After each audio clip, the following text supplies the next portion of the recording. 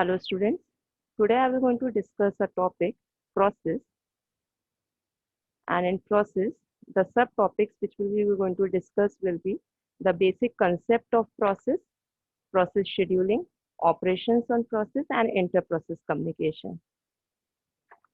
Firstly, we should know what is the definition of a process. Basically a process is a program in execution, and process is not same as program code but a lot more than it. Firstly, we should know the difference between a process and a program. A process is a program in execution. For example, when we write a program in C or C++ and compile it, the compiler creates a binary code. The original code and binary code are both programs. But when we actually run the binary code, it becomes a process. So, a process is an active entity as opposed to a program, which is considered to be a passive entity. Again, I repeat, a process is an active entity as opposed to a program, which is considered to be a passive entity. A single program can create many processes when run multiple times. For example, when we open a .exe or a binary file multiple times, multiple instances begin. That is, multiple processes are created. So, as we can see here also, our operating system basically executes a variety of programs. In some book, we will going to read a word job. In some books, we will going to read a word task or a program. These were on the similar meaning. When we are talking about the batch system, at that time the jobs are being in execution mode, and when we are talking about the time shared system, that time the user basically executes a program or a task. So interchangeably the word job and process are being used. Again, I should tell you, a process is a program in execution.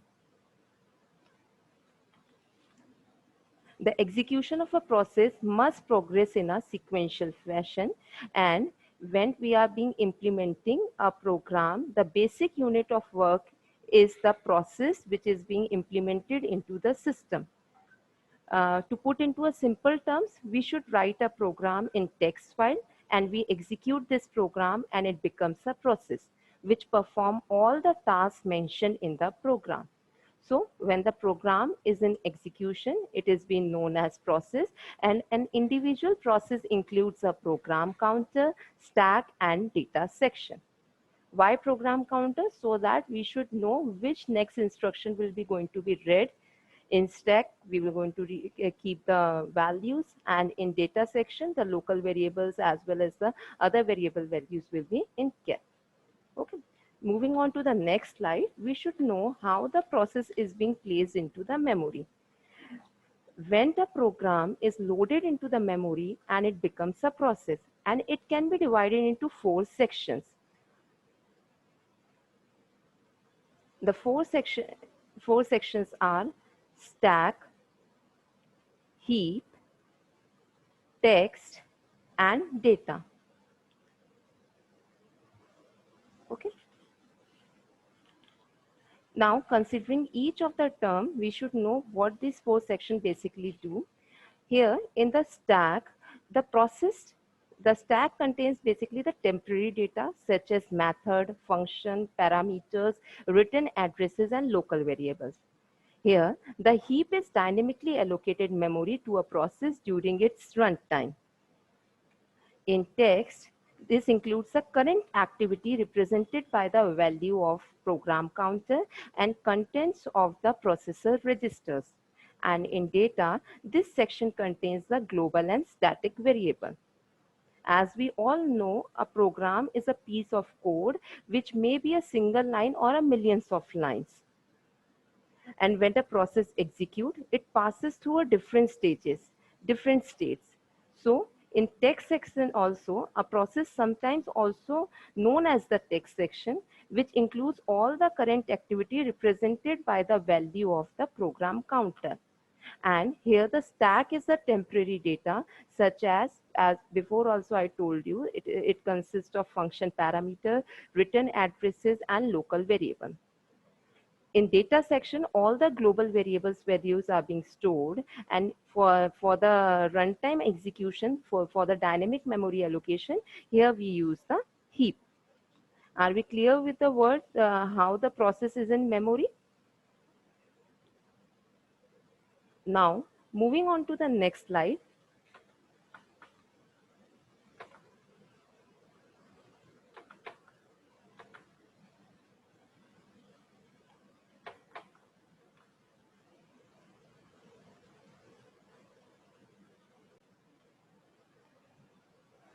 As we know, when the process executed, it passes through different states, and these stages may different in different operating systems, and the names of these states are not also standardized.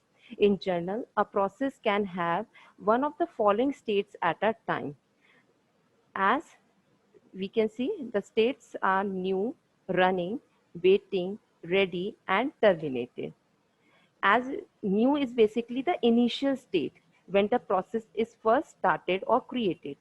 Ready, ready, the process is waiting to be assigned to a processor. Ready processes are waiting to have the processor allocated to them by the operating system so that they can run. Process may all come into the state after new state, or while running it by the interrupted by the scheduler to assign the CPU to some other process. Running, once the process has been assigned to a processor by the OS scheduler, the process state is set to running and the process executes its instruction. In waiting state, process moves into the waiting state if it needs to wait for a resource such as waiting for user input or waiting for a file to become available. And in terminated, once the process finished its execution or it's terminated by the operating system, it is moved to the terminated state where it waits to be removed from the main memory. Now, with the help of a diagram, we understand these particular states of a process. In the oval or in a circle, we can see the names and the states of the processes have been written: new, ready, running, terminated, and waiting. And on the arrows, it is being the transition, how one process moves from one state to another state. Again, I should tell you the particular states, the working of the particular states. In new state, it is basically the initial state. I should take an alternate for you. In new state, it is an initial state when the process is first started and created.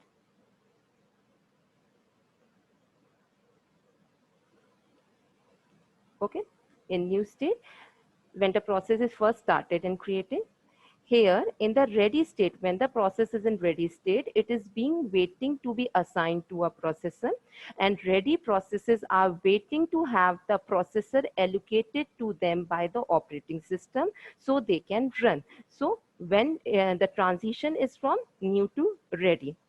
Next transition will be from ready to running. When the process will be coming on the running state, once the process has been assigned to a processor by the OS scheduler, the process state is set to running and process executes its instruction.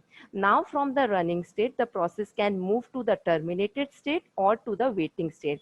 When it is moving to the terminated state, it means the process finishes its execution, or it is being terminated by the operating system and it is moved to the terminated state where it waits to be removed from the main memory. Here, whatever we are being seeing, whatever the processes are being in the executing mode, these processes are basically on the main memory. And when process moves from the transited from the running to the waiting, it means it needs a process needs to wait for a resource, such as waiting for some user input or waiting for a file to become available. So here these are the state of transition basically which each process moves into the different state, and when it comes to the terminated, it means the process has been removed from the main memory and it is being terminated. Each process consists of a process control block.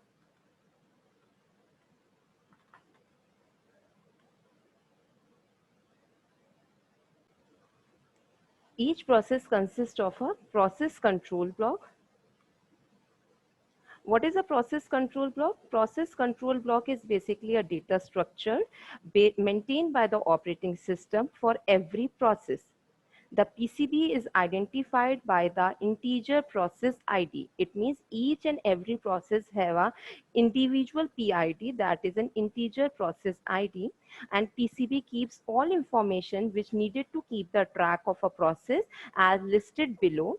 That is information associated with each process, the process consisting of which state, the program counter, as the values are being written into the register, so it can only be written by the operating system. No user can change those values.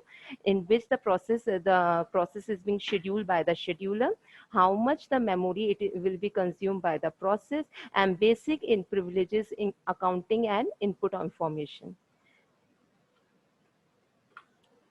Okay. So each process is going to consist of a PCB block, and the current state of the process, that is whether it is in ready state or a running state or a waiting state, whatever will be stored into the process state. Process ID will be the unique number which will going to be given to each process by an operating system. Here there will be the pointer also, which will, as I'm telling you in the accounting information, there will be the pointer which will going to point to a parent process. And in a program counter, it is a pointer to the address of the next instruction to be executed for this particular process which is in running mode. In the CPU registers, various CPU registers where process needs to be stored for execution for running state. And in CPU scheduling information, process priority and other scheduling information which is required to schedule the process. In memory management information, this includes the information of page table, memory limits, segment table depending on memory used by the operating system. In accounting information, this includes the amount of CPU used for process execution, the time limits, execution ID, etc. Input output status information. This includes a list of input output devices allocated to the process. It means those processes which are being in the running mode going to have their process control block to store their present situation. So the architecture is basically, the PCB architecture is basically completely dependent on the operating system and may contain present information in different operating systems. So the information of the PCB is maintained for a process throughout its lifetime and deleted once the process terminated. So again, this is basically the topic which we have been taught, I took today is a process, and process is a program in execution, and it is not same as the program code, but lot more than it. And it is an active entity, and it is being divided into 4 sections in process and have a different states in memory when it is in running mode. Thank you.